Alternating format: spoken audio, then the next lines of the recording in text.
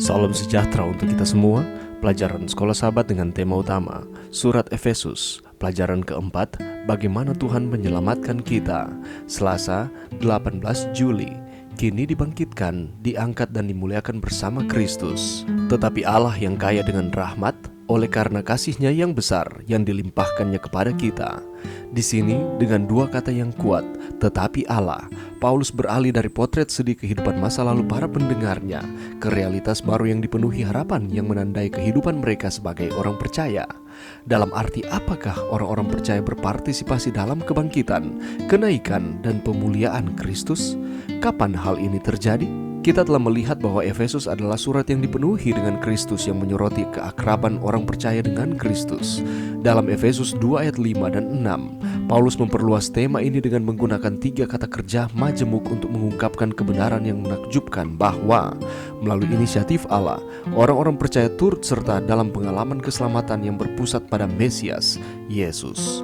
Orang-orang percaya adalah, yang pertama, dibangkitkan bersama dengan Kristus. Yang kedua, diangkat bersama dengan Kristus, atau yang mungkin Paulus gunakan untuk menyatakan partisipasi orang percaya dalam kenaikan Kristus ke surga. Ketiga, duduk bersama dengan Kristus di tempat-tempat surgawi, yang berarti bahwa orang-orang percaya ikut serta dalam tempat duduk Kristus di atas tahta alam semesta. Mereka sama-sama dimuliakan bersama Yesus. Untuk memahami uraian Paulus, kita harus melihat kembali Efesus 1 ayat 19-23 dan mengingat bahwa dalam kematian, kebangkitan, kenaikan, dan pemuliaannya, Kristus memperoleh kemenangan atas semua roh dan kekuatan jahat yang pernah berkuasa atas kehidupan orang-orang percaya. Dalam kebangkitan, kenaikan, dan peninggian Yesus, kuasa-kuasa ini meskipun masih aktif dan mengancam keberadaan manusia, telah sepenuhnya diubahkan. Alam semesta telah bergeser, realitas telah berubah. Orang-orang percaya bukan sekedar penonton dari peristiwa-peristiwa ini, tetapi secara pribadi dan intim terlibat di dalamnya. Bahwa kita dibangkitkan bersama, diangkat bersama, dan dimuliakan bersama dengan Yesus membuka berbagai kemungkinan baru bagi kita. Kita memiliki hak untuk beralih dari keberadaan yang didominasi setan menjadi kehidupan rohani yang berlimpah dan berkuasa di dalam Kristus. Sebab Allah memberikan kepada kita bukan roh ketakutan, melainkan roh yang membangkitkan kekuatan, kasih, dan ketertiban. Bagaimanakah ayat-ayat yang kita lihat hari ini membantu kita memahami apa yang Paulus tulis di sini? Pelajaran yang bisa kita dapatkan pada saat ini. Mari kita lihat di dalam Efesus 2 ayat 4 sampai ayatnya yang ke-6.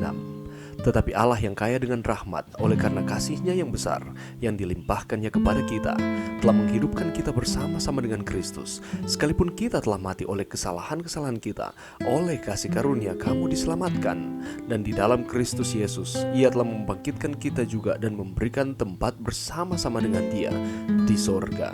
Ayat ini merupakan kelanjutan dari Efesus pasal 2 ayat 1-3. Kita telah mempelajari kemarin. Di sana dinyatakan bahwa pada awalnya umat-umat Allah mati dalam pelanggaran-pelanggaran dan dosa-dosa oleh karena perbuatan-perbuatan yang dilakukan di masa yang lampau. Tetapi Paulus meneruskan akan tulisannya ini. Dia menuliskan bahwa hanya kebangkitan yang dapat menyelamatkan manusia dari mati dalam dosa. Kematian kita dalam dosa dan karena dosa adalah pasti dan tidak dapat diubah. Kita tidak dapat memiliki kuasa yang ada di dalam diri kita untuk hidup kembali. Hanya Allah yang menciptakan saudara dan saya yang dapat menciptakan kembali atau membangkitkan kita. Bagi Paulus, kebangkitan bukanlah regenerasi sederhana dari jaringan biologis kita, sehingga kita dapat hidup beberapa dekade lagi dalam kondisi berdosa yang sama.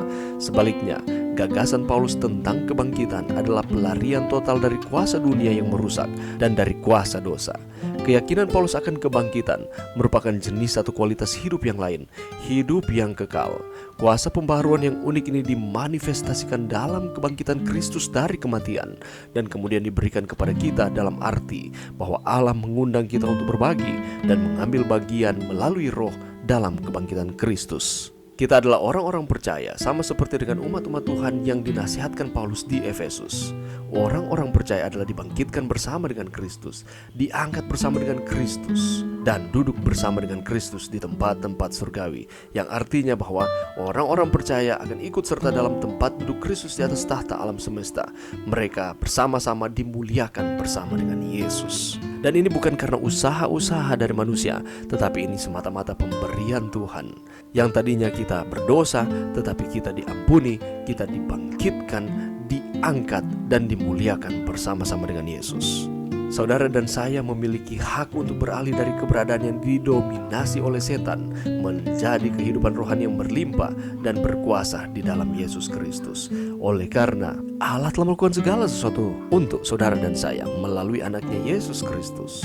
Dan sekalipun kita telah melakukan kesalahan-kesalahan kita di masa lampau, perbuatan-perbuatan yang menurut kita besar efeknya untuk kehidupan kita, oleh karena kita melakukan tindakan-tindakan yang tidak berkenan kepada Tuhan, firman Tuhan mengatakan, oleh kasih karunia kamu diselamatkan. Oleh karena kasih karunia kita dibangkitkan, kita diangkat dan dimuliakan bersama-sama dengan Yesus. Mari kita berterima kasih kepada Tuhan, karena tadinya kita harus dibinasakan, tetapi Yesus mati di kayu salib. Dia memberikan kepada kita keselamatan, dan kita diangkat dan dimuliakan untuk terus menjadi anak-anak Allah. Mari berdoa. Terima kasih Tuhan atas firman-Mu pada saat ini. Bantu kami Tuhan untuk kami terus mengingat bahwa kami ini dahulu jahat, tetapi oleh karena pertobatan Allah mengampuni kami dan kami diangkat, dimuliakan bersama-sama dengan Kristus. Kami adalah anak-anak Allah.